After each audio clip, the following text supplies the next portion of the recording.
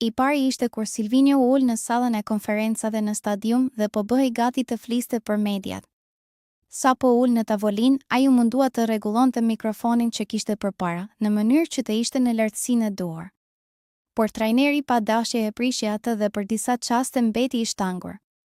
Shih videon, ai kërkoi menjëherë falje me duart lart, ndërsa ishte përgjegjësi I departamentit të komunikimit në FSHRF, Fatjon Kodra, ai I cili rregulli me shpejtësi mikrofonin në mënyrë që konferenca të zhvillohej normalisht. Në fund, Silvinio falenderoi në shit dhe u bë gati të dilte nga salla, por u kujtua për diçka tjetër, duke ju drejtuar përsëri Kodrës, këtë herë me një kritik. Fatjon stilolapsin. Më ke humbur stilolapsin, ju drejtua ai zyrtarit të FSHRF, I cili u kthye për t'ia dhënë stilolapsin që I kishte marrë pak qaste më parë trajnerit. Vetë Silvinio ka lënë gjithçka të hapur për të ardhmen, por duke qenë I qartë se e sheh veten si një trajner që nuk I vendos limite vetes se ku mund të drejtojë në të ardhmen. Në një intervistë për Bola Quadrada, ai është ngacmuar edhe rreth kësaj teme dhe braziliani ka theksuar se në korrik do të ulet të mendojë mirë bashkë me stafin se çfarë do të bëjë, por duke insistuar se ka situata të favorshme përpara.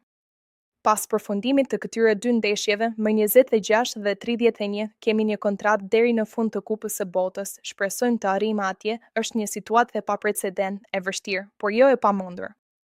Dhe pas kësaj, kemi plotësuar 3 vjet e gjysmë me federatën, një punë e ndërtuar shumë mirë nga ana e federatës dhe nga ana jonë.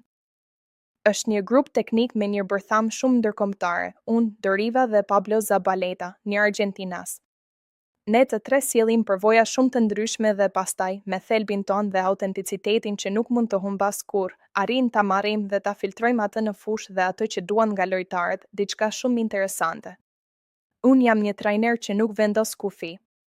E kuptoj që ekziston ky grup teknik ndërkombëtar, e shoh veten tashmë si një trajner brazilian, natyrisht, por që është duke stërvitur në Shqipëri, ka stërvitur në Francë, ka stërvitur në Brazil. Me pak fjalë, shoh përpara. Shoh situata shumë të favorshme për ne si grup, por edhe për veten time. Do ta shohim. Pas Kupës së Botës, ndoshta, më në fund do të duhet të ulemi dhe të mendojnë. Cikli me federatën ka qenë I jashtëzakonshëm, e përsëris edhe marrëdhënia me presidentin e saj ka qenë e shkëlqyer.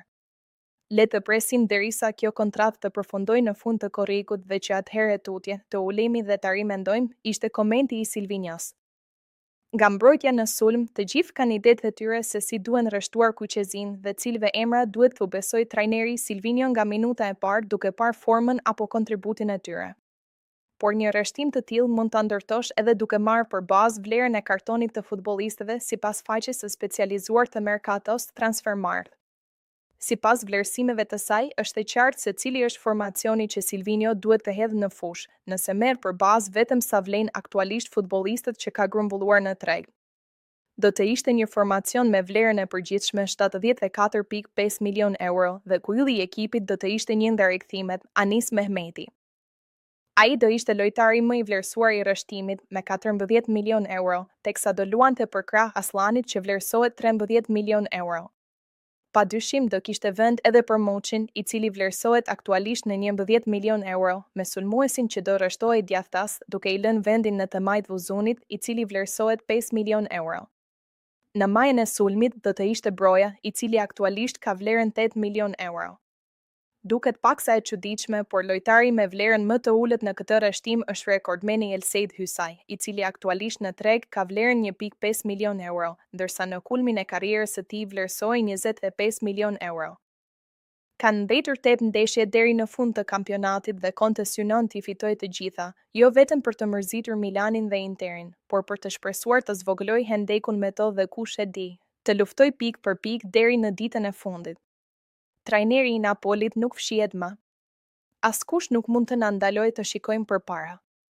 Le të bëjmë presion mbi ata që janë para nesh, pranoi ai pas fitores në Cagliari, duke rihapur në mënyrë efektive garën e titull. Të shpresosh deri ditën e fundit nuk është keq. Duke folur për Polsat Sport, ai ka theksuar se trajneri Jan Urban bënte mirë që përsëriste se rezultati kishte rëndësi më shumë se loja në këtë sfidë. Ne të gjithë e dim se çfarë është në lojë dhe trajneri sapo e tha me zë të lartë. Dhe mendoj se ka të drejtë të jetë kaq I sinqert, të shprehë çfarë ndjen dhe mendon. Ai ka përfituar nga eksperienca e paraardhësve të tij. E ka parë se si janë gjykuar.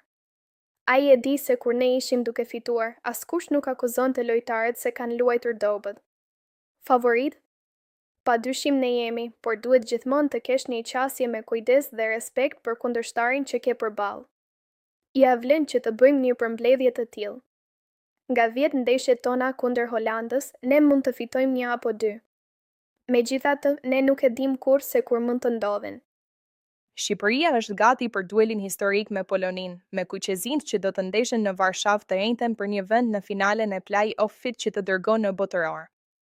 Ekipi përfaqësues ka udhëtuar drejt Varshavës këtë të mërkur, ku pas akomodimit në hotel, skuadra ka nisur seancën e fundit stërvitore. Në konferencën për mediat, trajneri i kombëtares shqiptare, Silvino, u shpreh se kjo do të jetë një nga ndeshjet më të rëndësishme në historinë e kuqezinjve, ndërsa kapiteni Gjimshiti tha se ekipi është gati për të realizuar ëndrrën e botërorit. Nga ana tjetër, trajneri i polakëve, Jan Urban, e cilësoi këtë ndeshje si më të rëndësishme në jetën e tij, duke shtuar se kuqezinjt i kanë shkaktuar shpesh probleme Polonisë.